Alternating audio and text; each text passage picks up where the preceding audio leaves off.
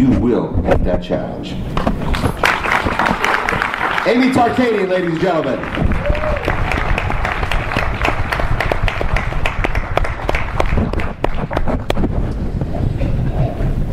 Right now, it is my pleasure to introduce to you someone who will become our next congressman from CD2.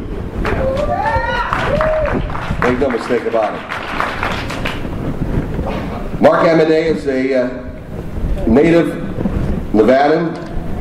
He served as an assistant United States attorney and assistant post judge advocate in Maryland, Texas, and Utah.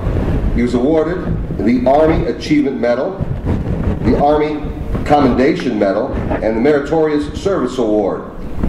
Mr. Amodei was also a Nevada Assemblyman named Outstanding Freshman Legislator for the 69th session. Most recently, he stepped down as chair of the Nevada Republican Party.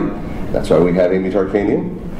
And was elected by the Nevada Republican Central Committee to run in the special election for CD2.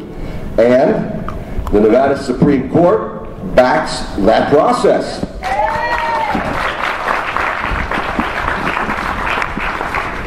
Ladies and gentlemen, I'm very, very proud to present to you the next congressman from Congressional District 2, Mr. Mark Amodei.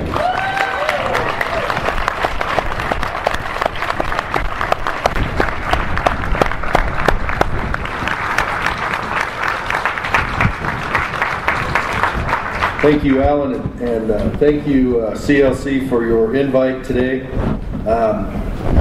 I need to get some administrative things out of the way first.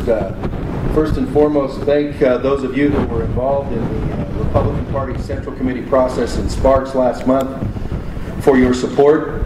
I want to thank those of you who were Greg Brower supporters for supporting a quality guy who after those results were done, promptly got on board behind getting behind someone who made CD2, Dean Heller's former seat, make that continue to be something that's red. I do want to put one thing to rest, however, though, and that is I did not call former Congressman Heller a quitter when it came to filling out his term and taking his Senate appointment. I think we've got the best candidate going up there, and I'm excited to hopefully be part of that process with him and looking forward to the 2012 cycle. But first things first, we have a special election. Early voting starts the last Saturday in August.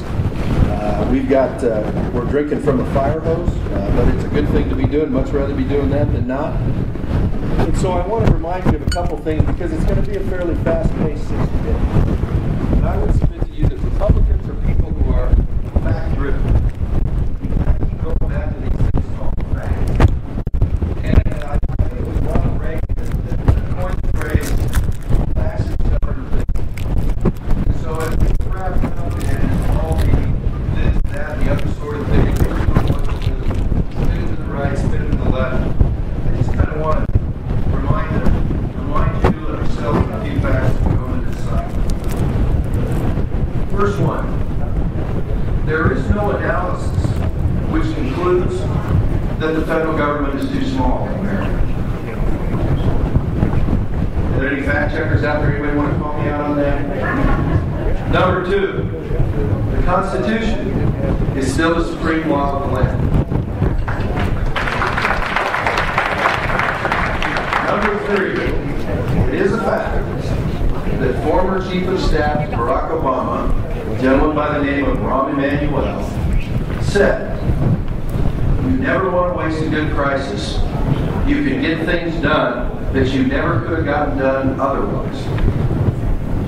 Number four, the Pelosi-Reed-led Congress presided over the fastest run-up in the national debt in modern history.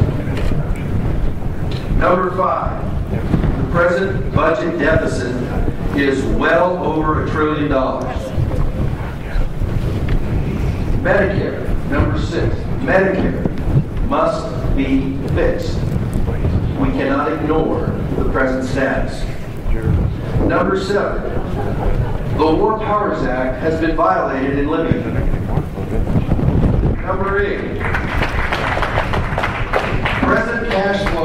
federal government can fund paying the troops, paying Medicare, paying the debt service without an increase in the debt.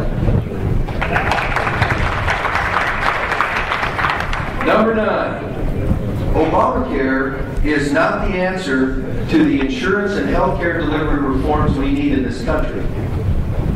And number 10, this nation is capable of energy independence.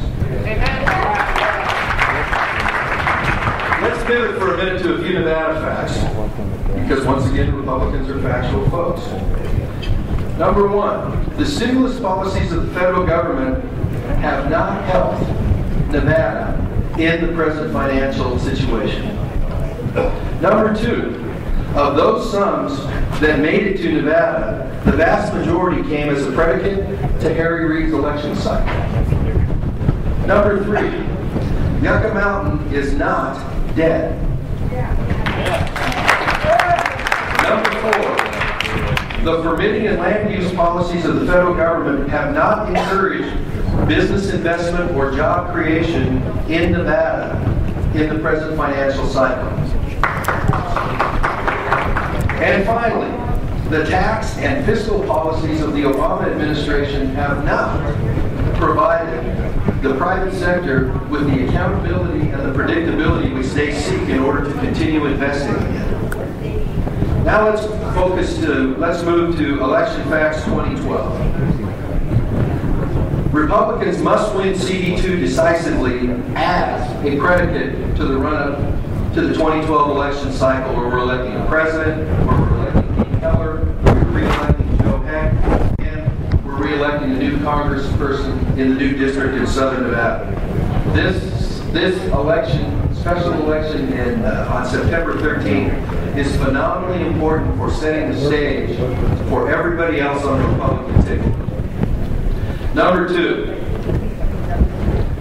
the Western Leadership Conference is going to be held in this town for Republicans in October is phenomenally important for ramping up Republicans, not only regionally, but in Nevada,